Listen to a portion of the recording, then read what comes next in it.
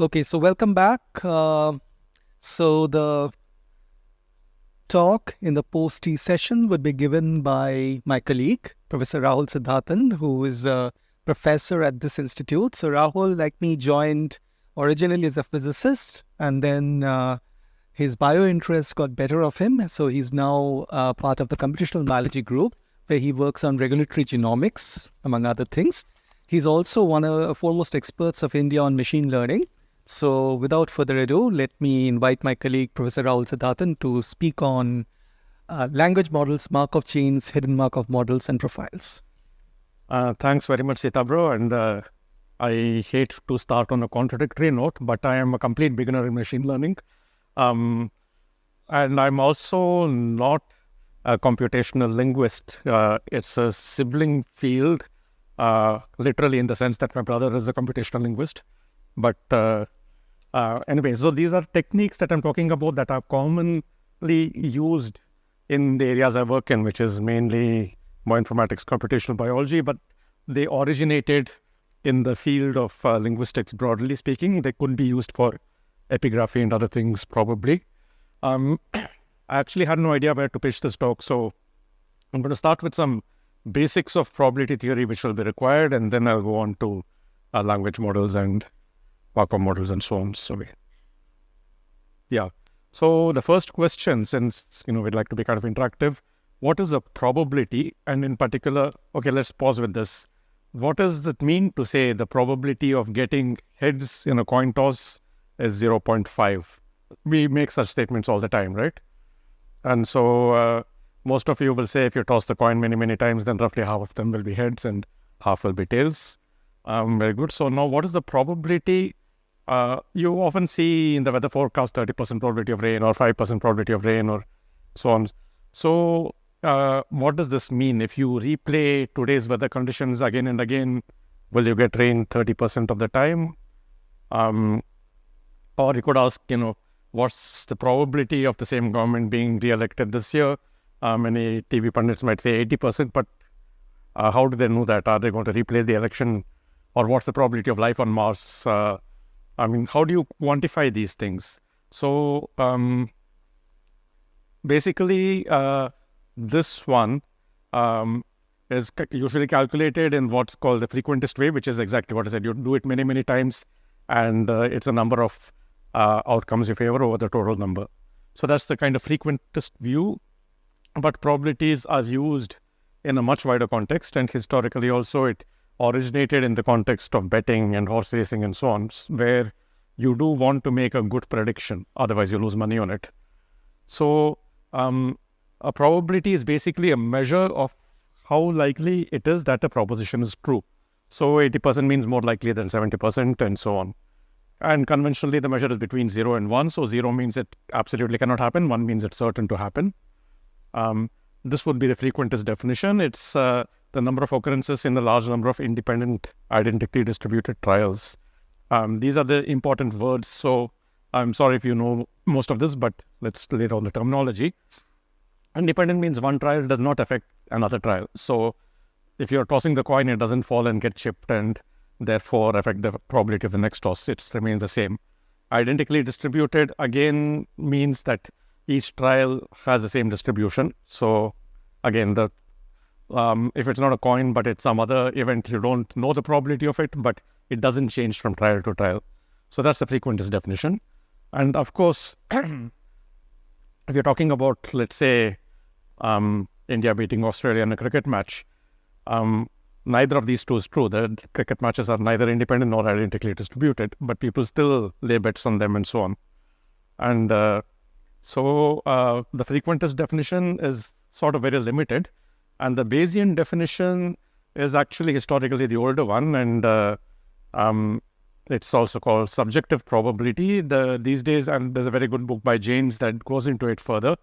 It's basically, it quantifies your degree of belief. But the point is, in the Bayesian view, you can put priors on your beliefs, and then you can use data to manipulate them to get posteriors. And those things actually work out exactly the same as in the frequentist probability view. So I won't go very much into this, except parenthetically. But let's go over some basic definitions of probability theory. So one is conditional probability, and this is the probability of A given that B has occurred. And it's written, that's how it's usually written. And for example, the probability of rain given that it is cloudy or given that the humidity is 80%. A joint probability is the probability of both A and B occurring. And this is a fairly, it is a fundamental rule of probability theory, which is why I'm bringing it up. It's the factorization of a joint probability can be written in terms of conditional probabilities in two ways. And basically what this is saying is the probability of both of these occurring can be seen as the probability of B occurring and the probability of A occurring given that B has occurred. So a product is like the logical AND, a sum is like a logical OR. And this is another fundamental rule in probability theory, that the probability of A or B occurring is given by the sum of the two probabilities minus the joint probability. So this I won't bother with. And then the last word that we use sometimes is likelihood, which is often you're dealing with hypotheses and data. And so the hypothesis could be a model. For example, it could be a language model. The data could be, for example, a sequence, a string or something. And the likelihood is the probability of a hypothesis given the observed data. It's called the likelihood of the data. It's kind of inverted.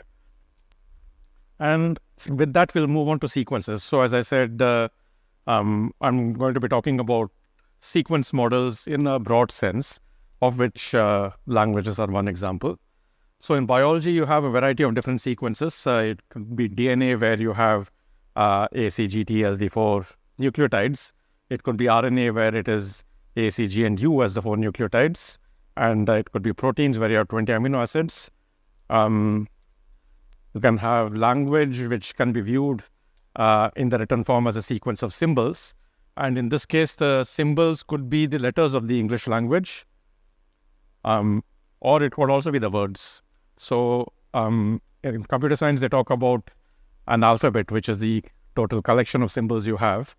And this, in a simple case, you could remove all punctuation and treat every letter as a capital letter, and then you have an alphabet of 27 letters, or 26 letters and a space. If you go to the word level, then you'll have thousands of symbols in your alphabet, of course. But both approaches can be used and have been historically used, as I'll say. Sequences occur all over the place. For example, music can be viewed as a sequence.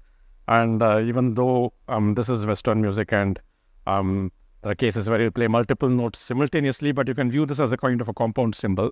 So this is the time axis and this is the value and duration of the note, basically. And so a lot of things, and there are many other kinds of sequences, like you could have, so we'll go to that. But what's common to these? So mainly they can be written as a linear sequences of a discrete finite set of symbols, which we call an alphabet, very broadly speaking. They can be very long. And we heard a lot of talks today about large language models where they train it on enormous corpuses of data, which we won't be getting into. Typically, they contain some kind of meaning. And at shorter scales, they contain correlations, but they are not perfectly ordered. They are not completely predictable. And at longer scales, they become uncorrelated. So what I'm saying right now depends on the previous sentence I said. Well, of course, since I'm giving a talk, it does have some order to it. But in a normal conversation, the correlation will die down pretty fast and more than that. So, and then why do we want to model sequences in a very broad sense? So in biology, you want to understand the function of DNA and protein sequence, and maybe you want to design a synthetic sequence that does some function that you need it to do. And computational linguists, as you've been hearing today, want to create natural language, and these large language models are becoming surprisingly good at that. It also gives you some insight into what goes on when you create the real stuff. Where if you listen to a computer-generated music Does it really capture you the same way as a real composition does? I mean, by a human? Why and why not? That kind of thing. And there are many other applications. Okay, so with that quick introduction, so here are the basic questions you might have broadly across these fields. Given a model that describes a sequence, you could ask, what is the probability of observing a particular sequence? So we'll write X for the sequence and M for the model, and then could be written as P of X given M. And this is actually a very basic question. In fact, the definition of a language model is in fact a probability distribution over all possible sequences given some particular, given the model. So, and then another possibility is, given a sequence, how do you predict the next element? And this is essentially what ChatGPT and so on do, except they do it in a very, very sophisticated way that I'm not going to talk about. And then the last thing you might want to do, which is pretty important in biology, is given multiple models, how do you choose the more probable model? So you have a sequence of, so let's say DNA, and it might have many different, so it might be a very long, it might be the human chromosome number 1, which is 250 million base pairs roughly. Some of it codes for genes, some of it is just repetitive sequence, some of it is promoters, enhancers, and so on. So each of these could be modeled with a different model for generating the sequence, and maybe given a new piece of sequence, you want to say, is it a gene, is it a promoter, that kind of thing. And people, in fact, use hidden Markov models, which are talk about to segment the DNA into such functional regions, though I won't talk about that. Okay, so language models. This is the basic definition. It's a probability distribution, P of S over strings, that attempts to reflect how frequently a given string S occurs as a sentence. A sentence is just a set of characters. We are not talking about full stops and things, but and this is taken from a paper by Chen and Goodman, 1998, which is basically a review of smoothing methods used, which I'll come to, but it's a good enough definition. So what is an example of a language model? So the simplest example is a Markov chain. A Markov chain is a sequence of symbols where each symbol depends only on its predecessor or maybe its n predecessors. For example, your sequence of symbols could look like this. Your S is a string of 5 symbols. You could ask, what is the probability of observing this sequence in this order? The order is important. So now what you're asking is P of S1, S2, S3, S4, S5, the joint probability. And you can factorize it by repeatedly applying that factorization rule that we discussed earlier. So this is equal to P of S1 times P of S2, S3, S4, S5 given S1. And then that can in turn be factorized and so on. So finally you end up with this product. And this is a sort of exact answer in the mathematical sense. It's also kind of a useless answer because as we'll come to, you need to estimate these probabilities, and it becomes progressively harder as you have more and more conditional things on the right-hand side, which we'll come to. So, but the other thing I want to note is that this factorization actually does not depend on the order. You could equally write P of S3, P of S1 given S3, P of S4 given S1, S3, and so on. Any factorization is mathematically correct. But intuitively, you think a sequence should not depend on things that are too far away. So the typical logical factorization would be that maybe S2 depends on S1, okay, S3 depends on S2, but does it depend on S1? Maybe it does, but so as I said, this full thing is anyway not possible to work with. So this is the simplest approximation. It's called the first order Markov approximation, where each symbol depends on its predecessor, but not on the rest of the sequence. So this is in theory exact, but not useful. This is an approximation, and in theory it's very useful. Why is this more useful? So essentially it's about estimating these guys. So supposing your alphabet is of size 27, which is 26 letters and a space, then to estimate a probability of a letter, you need a corpus many times the size of 27, right? If you want it estimated within 1%, you need 27 times 100, something like that. To estimate this, you will need a corpus of size 27 squared, and then 27 cubed, and so on. So it rises very fast, the size of the corpus you need to train it. and it quickly becomes complicated, and you end up overfitting the model. An example is DNA sequence. Non-functional DNA sequence, you might think, could be a random string of ACGT. It turns out that they are not equally probable. Typically, in most genomes, A and T are more common. C and G are a little less common. But if you assume this model, you find that the probability of AA, AT, TA, TT should all be the same. And that's actually not the case.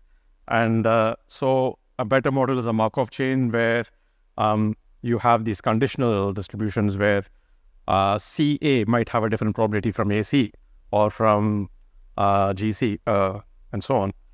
This still doesn't account for trigrams, and so you can keep making it more complex. And the trade-off is exactly this, that if you have a trigram, you need in this alphabet 64 conditional probabilities, and you need a corpus of that size, many times that size. So, so there's a lot of old computational linguistics literature that's devoted to these things and estimating these high-order n-gram probabilities. And this goes all the way back to Shannon in 1948. This is the paper where he laid down what we now call information theory. It's the mathematical theory of communication. But in the early stages of the paper, he talks about approximating English via n-gram models. So this is a zero-order approximation, and he did this by hand in 1948 using a single page of some book, counting the number of letters and the number of diagrams and so on, and then generating random text. And if you assume all symbols are equally probable, then this is what he got.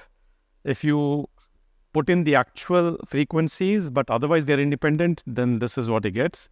Neither of these looks much like English. But once you put in second order, you have some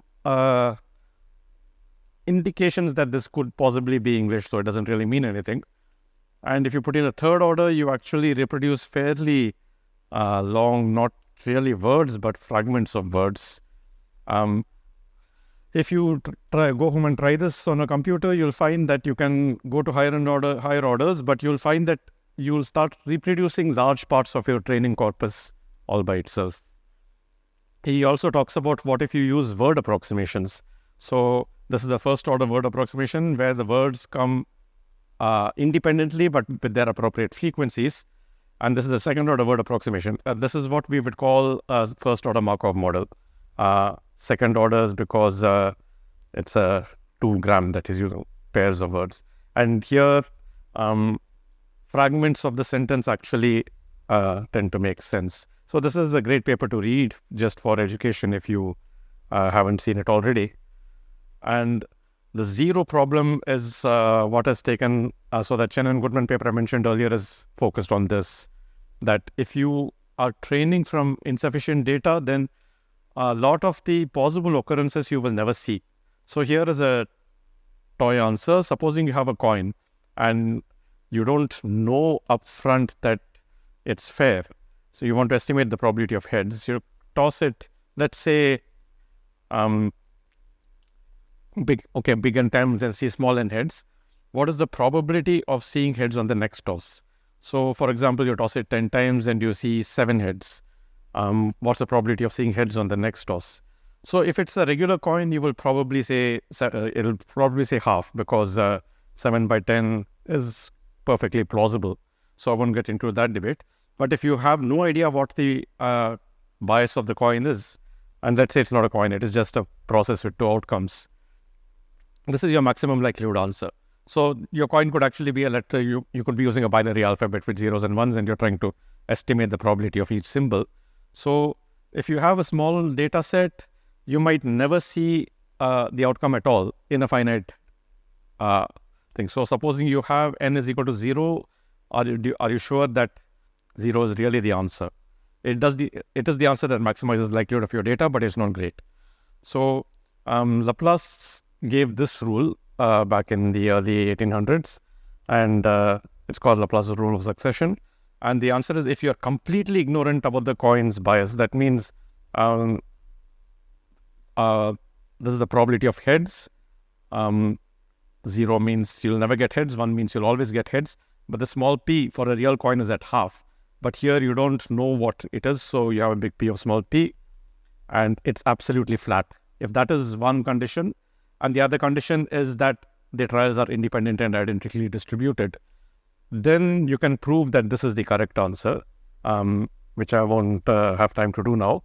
Of course, this is not the case for real coins, and but that's so if you're interested in this kind of thing, go and read James's book, is what I'd say. It can be generalized to multinomial or categorical outcomes. If you have L possible symbols that you can observe, and which is usually the case in languages, and in enough observations you observe the ith symbol n sub I times, then this is in fact the generalized Laplace rule. So for example, and this also applies to conditional probabilities. So in your training corpus, you're trying to estimate P of, let's say, E given the previous two letters are TH. That's a reasonable estimate. And often TH is followed by E, so you'd expect this to be kind of high. What you would do is the number of times you see THE plus 1 divided by the number of times you see TH anything plus 27, because 27 in the simplified thing is the size of your alphabet. So that's basically how you would, that's the simplest way you would do smoothing. There are many other approaches to smoothing in the linguistics literature, if you go back and look at it. So much for Markov models. So this is a picture of a Markov model. Basically, it's a set of symbols. So from now on, I'm going to use X for a sequence, and X1, X2, X3, and so on for the individual letters in the sequence. And you have transition probabilities, and it's convenient to have two dummy symbols which are both labeled 0. This is begin, and this is end. And we label both of them 0 just for convenience. So you have to start somewhere, and you have a finite probability of stopping anywhere. So this allows you to create sequences of varying lengths. And these are transition probabilities. So for example, in the English language, you might have a transition probability from A to B and from B to C and so on. So something like Q followed by anything except U might be very unlikely, but and A followed by A is very rare in English, but it's very common in Dutch. So it really depends on your training corpus. So this is a Markov model. Now, a hidden Markov model is a generalization of this, where what you see is not the Markov process. Instead, the Markov states are something that is hidden from you. Sorry. So this is a picture of it. There is a hidden sequence pi, and there's an output sequence x, and x is visible, pi is hidden. And as before, you have transition probabilities from the hidden states, and you have emission probabilities from the hidden states to the output states. And the hidden states could be a completely different alphabet from the output. Typically it is. So one example where it did come up in linguistics is the hidden state could be a part of speech. It could be a noun or a verb or a pronoun or an adjective or whatever. And the output state is an actual word. So you could have a hidden transition that you start with a noun, and then you go on with a verb, and then you go on with a maybe another noun, and so on.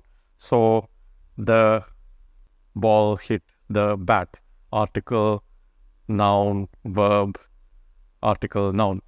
And so the hidden states are article, noun, verb, article, noun, and the output states are the ball hit the bat. And then the Markov model would have transition probabilities from noun to verb and emission probabilities from noun to particular nouns. If it is a noun, what's the probability of a particular noun? So it's more sophisticated than that, but that's kind of the idea. So just to explain a little bit more how that works. Okay, so what are the tasks? Typically, you might want to infer the hidden path. In some cases, that's what you want to do. Or you might want, so this is pi and this is x. So Viterbi basically calculates the maximum most probable pi for the given x. X is what you can see. What is the pi that maximizes the joint probability of pi and x?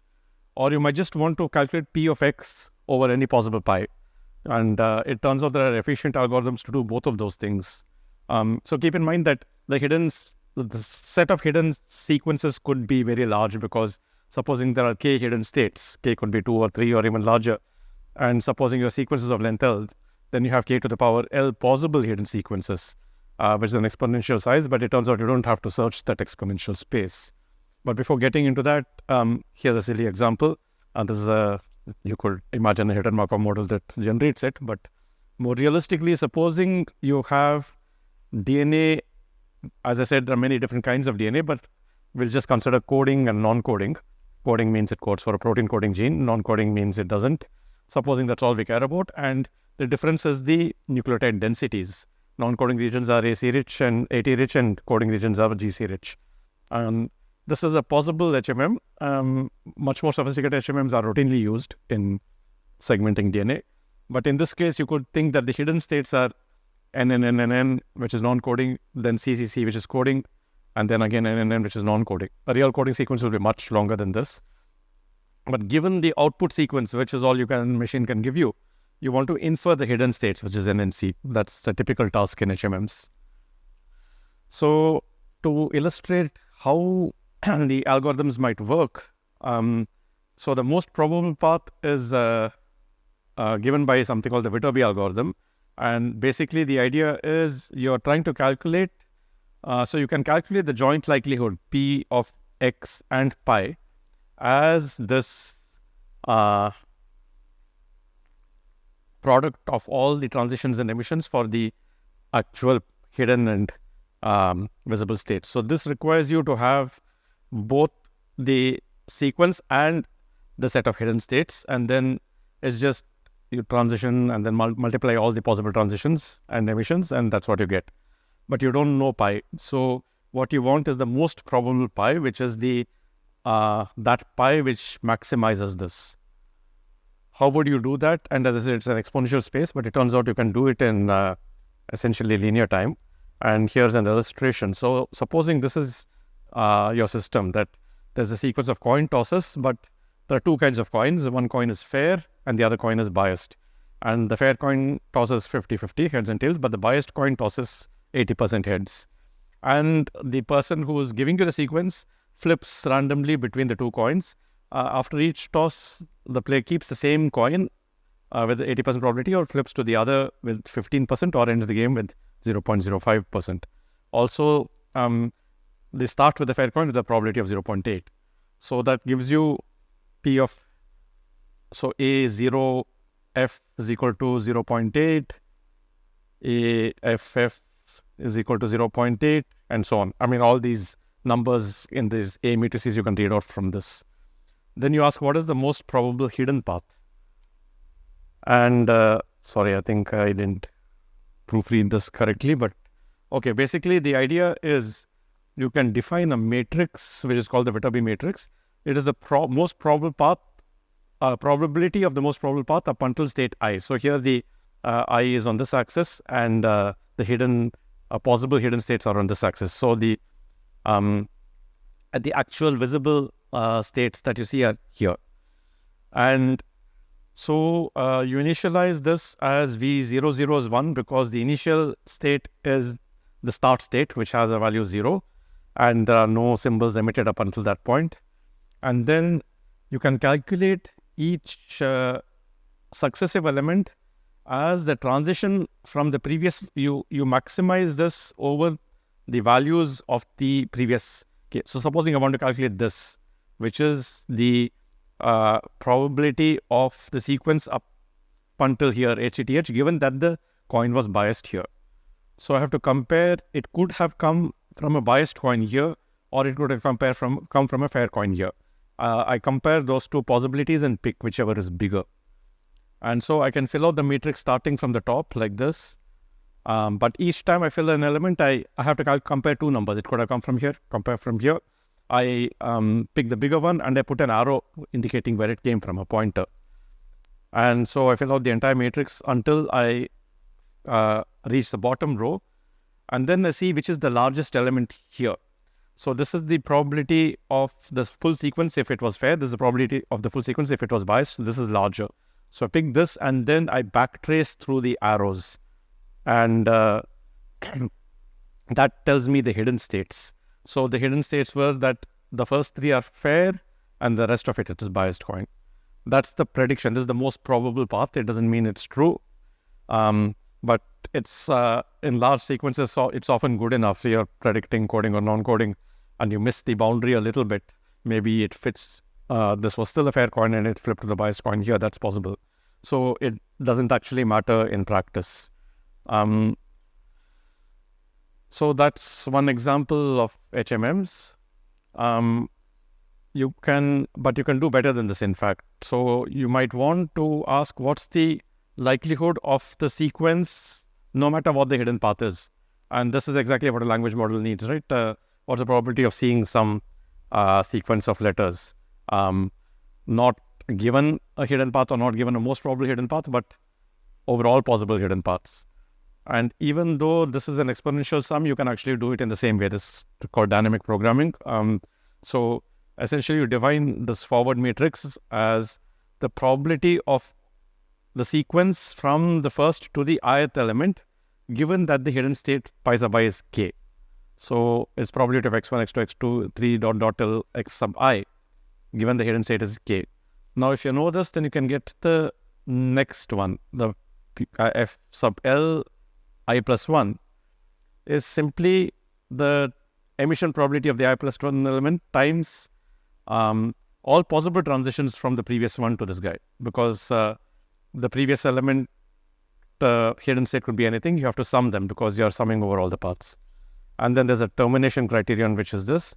So the P of x can be written in terms of the last two, the last hidden states you get times their probability of ending summed over all k. And it turns out you can do this from the other end. So if this is called the backward algorithm, you can define b sub ki as the probability of all the sequence from I plus 1 till the n, given that the hidden state at I is k. And then exactly the same thing works, except you start from k is equal to n and you work backwards, and p of x ends up being this. And it's even better if you calculate f of k, the f and b matrices, you can ask what is the probability of a particular hidden state pi sub I, which then is given by basically this. So going back to the Viterbi slide, we said this is predicting that the hidden state here is biased. But that's a hard prediction. This is the maximum maximizing value. But what is the probability that it was biased? You can actually calculate that from the forward-backward algorithm expression, and it will probably give you an answer which is not very much greater than half in this case.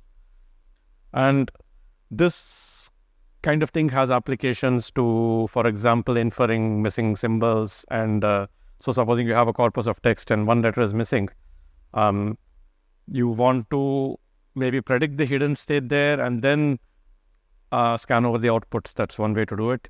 So as I said, my own expertise in all this is basically from the biology side. But these days the AI kind of thing, the deep learning has really taken over the whole field of language models. But I suspect there is still some role for old-fashioned HMMs and things. And in fact, there is continuing work. There is some work on combining HMMs with transformers and so on. But throughout the last 20, 30 years, there have been papers on text recognition, handwriting recognition, and so on using HMMs. And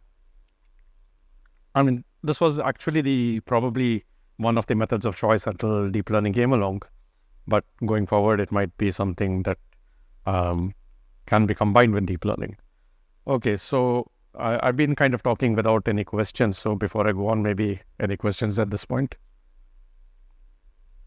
Okay, so the last thing I want to talk about is something called profile HMMs. And I don't know if there is any application to that in linguistics or epigraphy and so on. But Sitapra was saying, so this is an example of a sequence alignment of 7 protein sequences.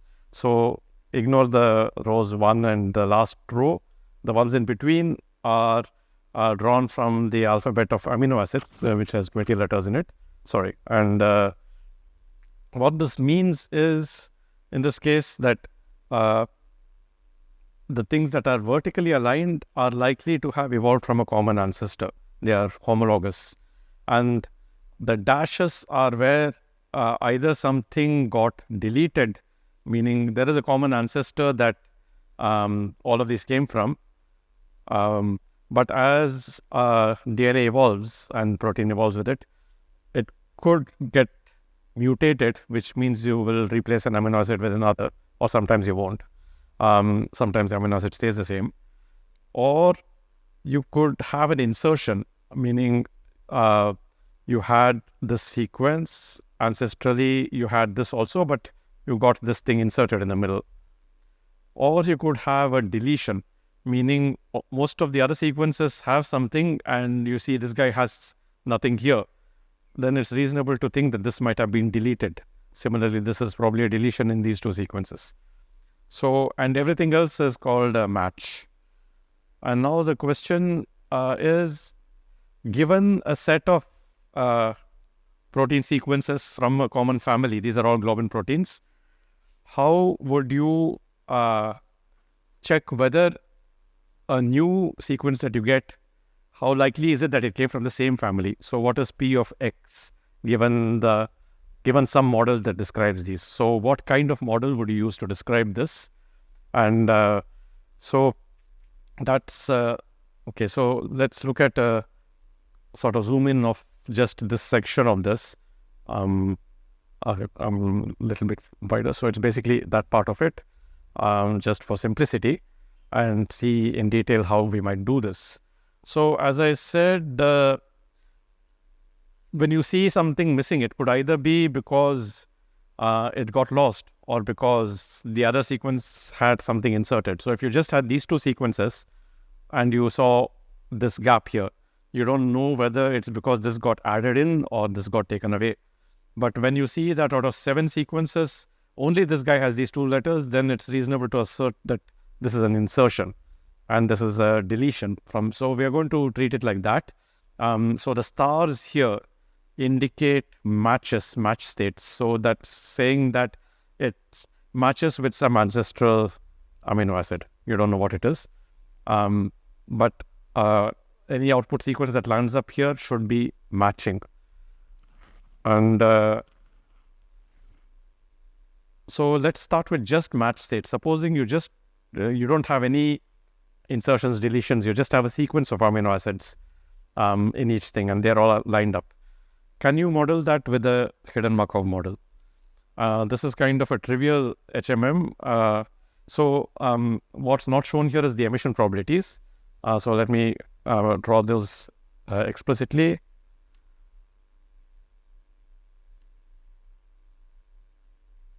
L is the length of the sequence, let's say. So what it's saying is your first column here is M1, then it's M2, M3, so there'll be 8 match columns like that. I want to only draw 3 here, but imagine a dot, dot, dot. So each column, so you have transitions from one column to another, and then each column has an output distribution of amino acids. So given that you're at this position, what are the probabilities of the different amino acids? And that you do by counting what you actually see there and adding a pseudo count and whatever. So what this is called as a profile, meaning it's site-wise multinomial distribution over the same alphabet. So the first position has a lot of V's. The second position is kind of mixed up. Let's say so it goes. So the 6th position has 2 V's and Y. So for a protein chemist, they'll probably see similarities there between certain of these things, but we're just modeling it probabilistically. So this is a very trivial HMM where from the beginning you can only go to state M1. From M1 you can only go to M2. From M2 you can only go to M3. So it's actually a completely deterministic hidden path. Only the outputs are probabilistic. But of course, we want to do better because the real alignment does not just have match states. It has insertions and it has deletions. So how do you model those? So we'll talk about deletions first. The idea is that you could have states which are silent and don't emit anything. And you could go from a match state or from the begin state either to the next match state or to the next delete state. So this would be M1, this would be D1. And this, if this is ML, this is DL. And so you would be able to model, for example, this sequence as saying you went from match M1 to D2 to D3, which don't emit anything. And then you match the rest, M4, M5, M6, M7, and M8. That would be the hidden path for this. It need not be, because you could also try matching M1, M2, M3, M4, M5, and then deleting the rest. So you'll see all possible hidden paths and which one is most probable. So that's how you do delete states. And how do you do inserts? So you can think of another state, which they represent by a rhombus here. And the idea is that from begin or from any match state, you can go to an insert state where you keep inserting nucleotides. So in this case, you will go from M1 to M2 to M3, and then you'll go to I3. So let's say this is I3. So from M3, you go to I3, and then you can stay in I3 at least once or as many times as you like. Typically, inserts tend to be kind of long. So then, so you'll have a path that goes from M1, M2, M3, I3, I3, and then you go to M4, which is the next match state, and then you go through the remaining match states. You could have some combination of insertions and deletions, which this example is too small to give, but so essentially, this gives you the architecture of a profile HMM. This sort of backbone of it is the match states, and if there was nothing else, then it would just be a deterministic march through these. But you could have a deletion from what matches the ancestor. You could have an insertion that wasn't there, and these other states help you do that. And then given a new sequence, you can ask what's the most probable path of hidden states that explains your new sequence. And that path will then help you align your new sequence with the alignment that you already have. You align, if the hidden state is a match state, you align it under the appropriate M column. If it is an insert state, then you insert gaps and everything else and make space for this. If it's a delete state, you just put a dash where it is and move on. And that's essentially how they do. So the authors of this book actually are authors of a software called Hummer, which is a sophisticated profile HMM program to align protein sequences to families of proteins. And it's very efficient and very fast and widely used. Does this have any relevance to the topic of this conference? I don't know, but Siddhartha was telling me that it's of interest to look at concordances where certain words are sort of lined up with each other and contexts and so on. And maybe there is some analogous version of this might be applicable in modeling scripts or modeling languages. Okay, anyway, so if you train the HMM on this, this might be an example of your trained HMM on the actual sequence there, where the thickness of these arrows indicate how probable particular transitions are. For example, this is, you don't have any examples of inserts right at the beginning, so these inserts are very thin, but you do have inserts, one case of an insert after 3. So if you look closely, this arrow is a bit darker than the other insert arrows. And similarly, they haven't drawn this arrow, for example, which exists. But anyway, so that's probably too much material for a 45-minute talk, but I hope some of it was interesting. So yeah, thanks very much. Thanks, Rahul. Questions?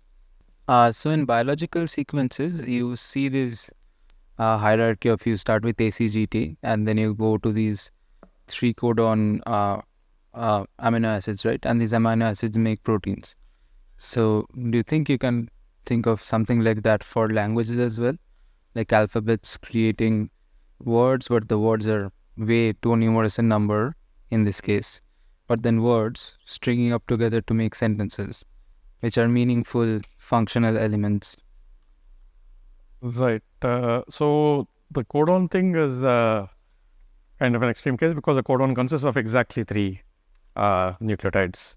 Right. And three nucleotides code for one amino acid, but there's a lot of redundancy there. So it's as if you can spell the same amino acid in up to 6 different ways because there are 6 codons that code for it.